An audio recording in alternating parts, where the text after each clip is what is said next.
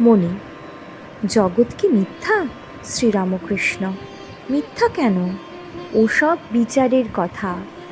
প্রথমটা নেতি নেতি বিচার করবার সময় তিনি জীব নন, জগৎ নন, চতুর্বিংশতি তত্ত্ব নন হয়ে যায়। এসব স্বপ্নবৎ হয়ে যায়।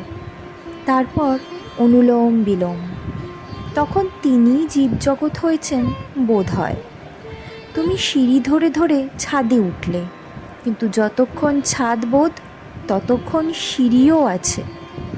যার উঁচু বোধ আছে তার নিচু বোধও আছে।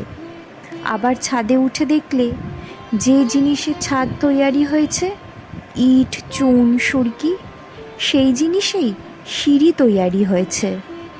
আর যেমন বেলের কথা বলেছি, যার অটল আছে তার টোলও আছে। আমি যাবার নয়, আমি ঘট যতক্ষণ রয়েছে ততক্ষণ জীবজগৎও রয়েছে।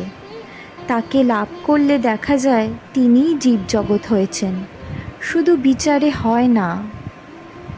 শিবের দুই অবস্থা: যখন সমাধিস্থ মহাযোগে বসে আছেন তখন আত্মারাম, আবার যখন সেই অবস্থা থেকে নেমে এসছেন তখন আমি থেকে তখন রাম রাম করে নৃত্য করছেন। ঠাকুর শিবের অবস্থা বর্ণনা করিয়া কি নিজের অবস্থা ইঙ্গিত করিয়া বলিতেছেন? সন্ধ্যা হইল, ঠাকুর জগৎমাতার নাম ও তাহার চিন্তা করিতেছেন। ভক্তরাও নির্জনে গিয়া যে যার ধ্যানাদি করিতে লাগিলেন।